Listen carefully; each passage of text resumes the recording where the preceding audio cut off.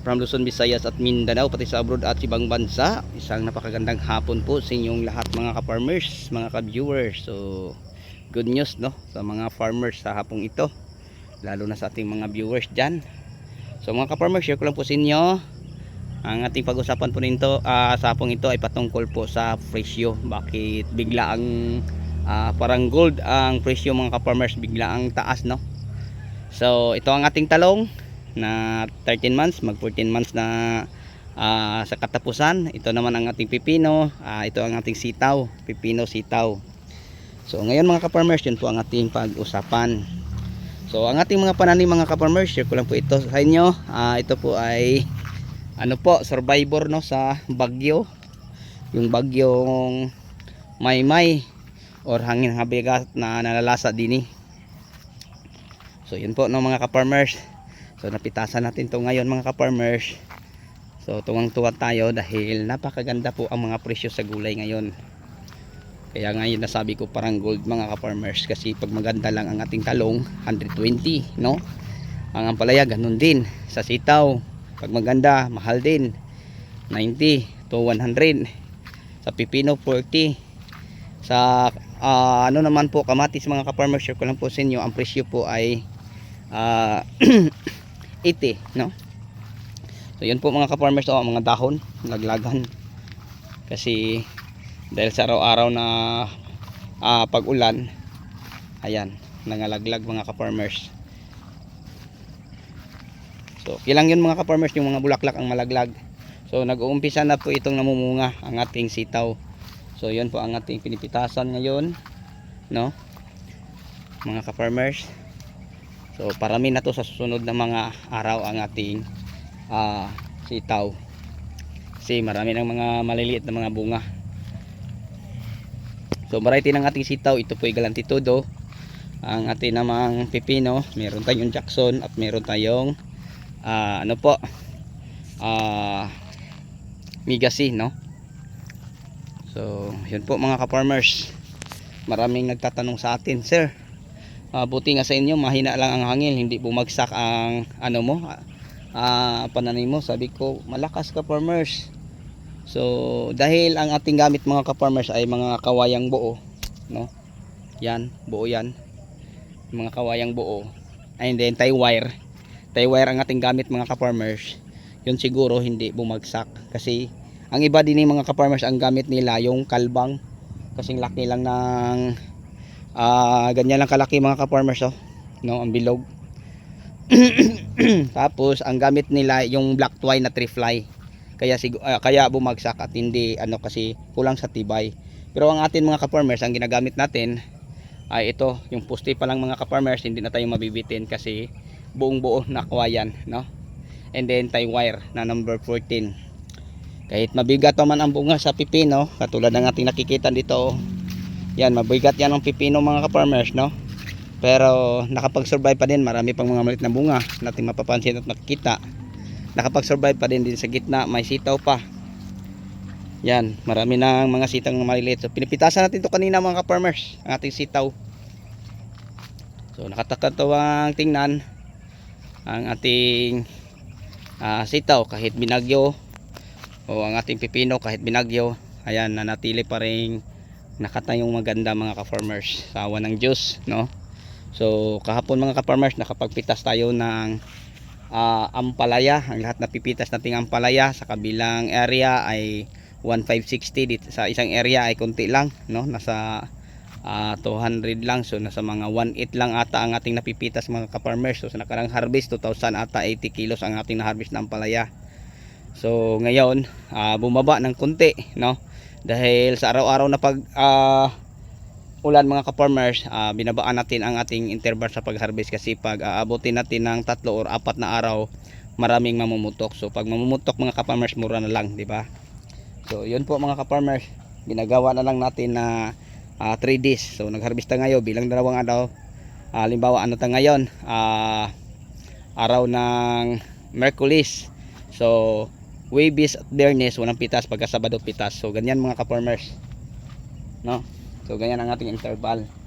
So ngayon mga ka-farmers, tuwang-tuwa pa din ako kasi yung pipino natin na itanim ay napakadaming bunga, no? Yan, oh, magkatabi-tabi lang, oh. Yan, magkadikit lang mga ka-farmers. Sa awa ng Diyos, yan, hindi bumigay dahil po sa mga poste nating mga malalaki. So pagitan sa ating poste, simula din papunta 3 meters lang, no? Simula din papunta din 3 meters lang. So may sitaw sa gitna. So kahit hahampasin to sa hangin mga ka-farmers, parang sumasayaw-sayaw lang ito mga ka-farmers kasi tie wire lang nakalambitin, tapos wire straw sa ilalim. So may paltak yang ating straw, tinatalian para pag install sa Atlas flat twine, hindi po siya mga ka-farmers binit, no? So yun po. Yan. So sobrang taas ang linya po sa ating mga sitaw at saka sa ating mga pipino. Sobrang taas po ang linya.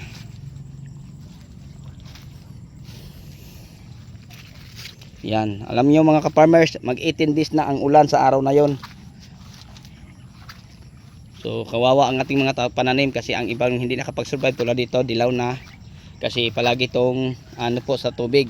Kung hindi ito nakaangat mga ka-farmers, ay wala na to. Buti nga naiangat natin ng kunti ang puno. So ang tubig nasa mga gitna lang, no? So kaya tayo nakapag-update mga ka-farmers sa ating pinipitasan ngayon dahil walang ulan. So kahit saan tayo lumingon, napakaputik po, no? Napakaputik po. Ayan. Sobrang kapal ang ating ang ating pipino. So ganoon din ang ating talong mga ka-farmers diyan, oh. Yun ang ating pinipitasan kanina. Tayo dyan mga ka-farmers, naka 300 kilos tayo sa talong, tapos hindi pa natatapos. So yun po, no? Ang talong pag maganda, ang presyo 120, ang ampalaya ganun din 120, sa sitaw 900, pipino 40, kamatis tag 80 ang kilo mga ka-farmers. So yun po ang measure at maibahagi ko po sa inyo sa araw ito.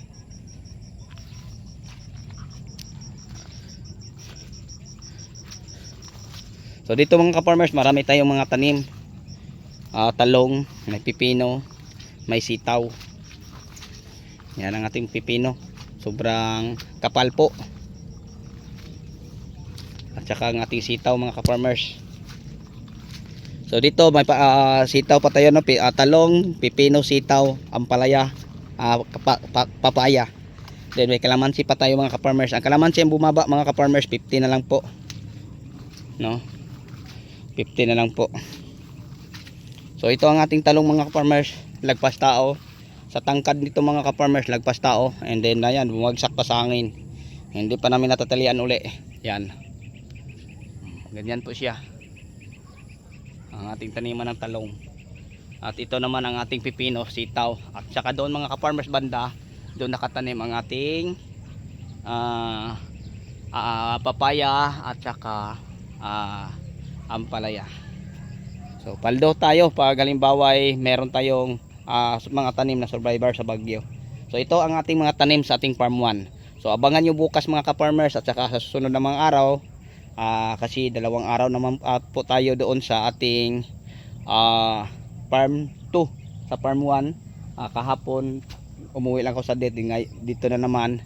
So palipat-lipat lang tayo mga ka-farmers kasi ang pitas natin sa loob ng 1 linggo 4 na bisis, no? 4 na bisis ang pitas namin. Kasi pag mag-harvest kami ngayon, halimbawa Martes, harvest kami sa farm 1, pagka Merkules farm 2, pagka Linggo farm 1, pagka ganyan kami mga ka-farmers, palipat-lipat, farm 1, farm 2, ganyan. Kasi hindi namin kaya ang pagpitas sa buong maghapon. Kaya ang iba sa ibang araw na naman. So ganyan kami mga ka-farmers. Okay, so yun lang po siguro ang may share at may update ko po sa inyo mga ka-farmers. Tuwang-tuwa lang ako kasi alam mo naman mga ka-farmers, pag maganda ang presyo, doon tayo makakabawi, no, sa mga gasto. So yun, no. So ito ang ating asahan mga ka-farmers. So bukas wala tayong harvest sa sitaw. Sa susunod ng mga araw, itong mga liliit na to, mapipitas na ito, no. Yan, maganda, no. Yan. So marami itong mga bunga pero maliliit pa lang mga ka-farmers kasi kanina pinipitasan to siya. So tuwang-tuwa ako kasi sa sitaw lang na 8 linya malaki na ang naibenta. Pati sa pipino napakabigat. So yon. Okay, so bago tayo magtapos mga kapwa ko ka-farmers, may galab shoutout po sa lahat nating mga farmers, no? At saka sa mga subscriber, viewers, share at commentators, so sa inyong lahat at sa patuloy ninyo pagsuporta sa ating munting YouTube channel. 17,000 subscriber na po tayo. Maraming salamat po. Bye-bye and God bless.